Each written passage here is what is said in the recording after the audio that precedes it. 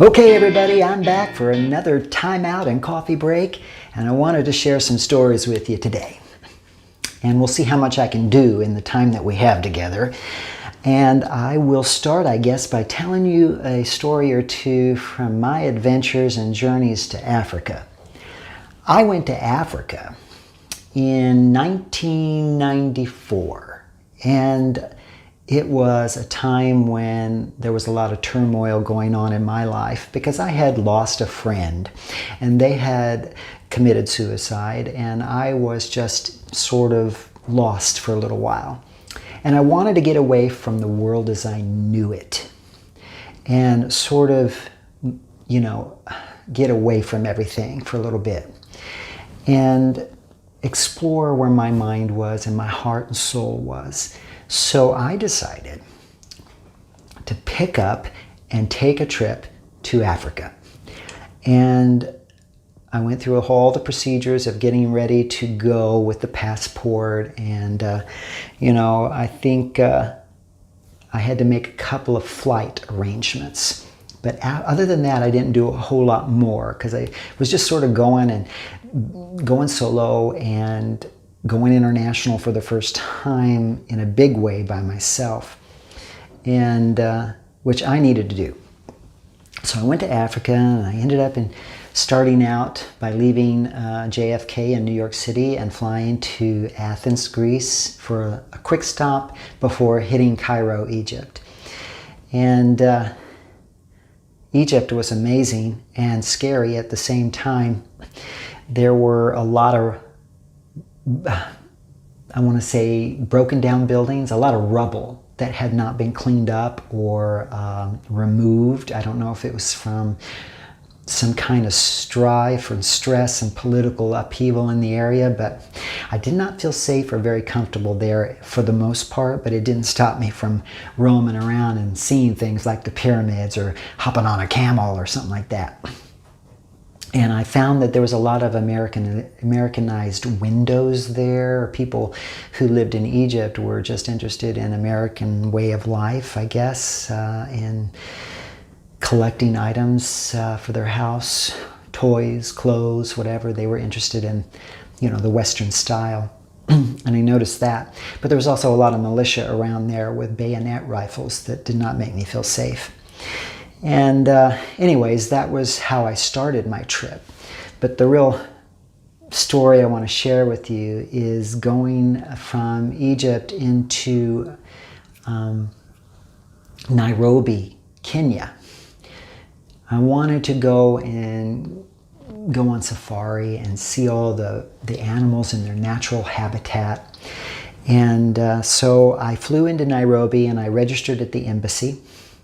And the lady at the embassy had told me be very careful not to just trust anyone, and to walk and be strongly and be alert. And I told her I would be, and she just reminded me, no, you need to be very careful. As soon as I left the embassy, I was being followed. So I started noticing that right away, and I thought, oh, this is kind of not good, because I felt like I was all alone and by myself, and I certainly wouldn't recommend that to any ladies. But I just wanted to be very careful not to get involved in anything that would be, no one would know how to get a hold of me or, anything about where I was or what I was doing, because I was all alone in Africa. So I had started walking back through the town. At that time it was more like a town of Nairobi than a city, but I was being followed, and this guy had sort of stopped me to talk to me about how he was seeking asylum in Kenya from South Africa because he was working in the diamond mines down there, and somehow he got involved in something political, and so he was seeking political asylum and he needed help with that. And I just sort of was very skeptical about it, and I told him I don't believe you, and I found a way to sort of escape because they had cornered me in a little, I don't know, coffee house, bar, or whatever, cafe. And I, in the process of leaving, had dropped my sweater, and this guy had grabbed my sweater and came after me and shook the sweater at me and was going to give it to me. And I went ahead and grabbed it from him, but I also gave him the dirtiest look ever. So that was kind of scary. And so that made me feel like, I wanted to go in and get to my hotel and lock myself in my room for a little while and then find a way to get out of town, which is exactly what I did. I rented a Jeep and started driving, and I thought I'd take my own self out on an African safari. So I did. And here's where the fun part of the story gets going, is I took off in this Jeep, learning how to drive on the wrong side of the road, which I had never done before. And I got up this huge mountainous area up to where you need to go down into what they call the Great Rift Valley, which takes you to the Masai Mara, where a game reserve is. And you can see a lot of animal roaming around freely in their natural habitat, which is what I wanted to do. So I got up to the top there and the Jeep broke down. I couldn't get it to start, but some locals came by and helped me get it started. I was still kind of skeptical and weary of anybody and trusting them, so I just quickly said thanks and got in and left. And I took off and came down into the Masai Mara Great Rift Valley area and made sure I had enough fuel, because once you're in the valley, there's nowhere to get fuel. It's nothing out there but desert and landmass. And the road is unpaved, so you feel like you're churning butter as you're driving around. And I took myself out there and I got into the game reserve, official game reserve, and you see some of the Masai Mara tribe out there in their red, saris, if you will, their robes or whatever you call it, that they wrap around them, and their spears, and their, the word is jumbo, which is kind of a friendly hello.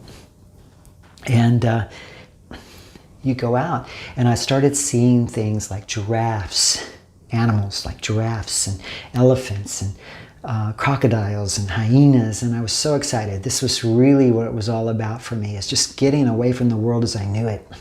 And I went out there, and this was during rainy season, as it turns out. It was in April, and this was their rainy season. And so they had told me, when you rent the car, don't abandon it and stay on the dirt tracks. Stay on the road, in other words. Well, I had my camera with me, and here are all these animals out there, and I wanted to go and get photographs of them giraffes out yonder there. So I got off the road, got off the dirt track, and headed out towards some giraffes so I could get a few shots of them up close and personal like. And guess what happened? I got stuck. It wasn't even raining, but I got stuck. And it was too much for me to push out. And the thing about getting stuck at the time that I did was that I had just passed an area where I'd heard that there were some lion prides roaming around, a group of lions. And I thought, uh-oh. And I knew I was just like a half a kilometer away from a police camp, which is like 3 metal huts surrounded by barbed wire fence. And there are a couple people who live out there, full time until they get a ride back home. And that's their job, is to be out there to protect and help people if necessary. But they basically have nothing out there. They're just the huts, no bathrooms, no running water or electricity, nothing like that. So I thought, okay, I have to get out of this Jeep. So I did, and the first thing that went through my mind was, oh gosh, I'm abandoning the Jeep. Well, I'm not really abandoning it for long term, but I have to leave it there so I can go get help. So I kind of hop, skip, jumped my way to the police camp, looking around like this, saying, okay, don't eat me, big kitties, thinking of those lions. And I made it to the police camp, and some native African locals that worked there were, they had rifles on them, and they came with me, 2 guys. And they helped me push the Jeep out of the place where I got stuck. It didn't take very long at all, because I wasn't that stuck, but it was more than one person could handle. And then I drove them back to the police camp, and I set up my tent, and I stayed the night there. And while I was staying, setting up the tent, a big black mass of clouds started to roll in, and it just let out pouring down rain. I was one wet puppy trying to set up my pup tent in this huge torrential rainstorm.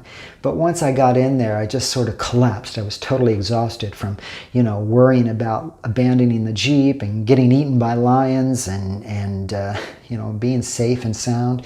I mean, this was truly an adventure at this point in time. And I finally just sort of fell asleep. When I woke up, I could hear noises outside my tent, and I unzipped my tent and looked out, and the moon was out, there were no clouds, and there was a hippo grazing nearby. I couldn't believe that.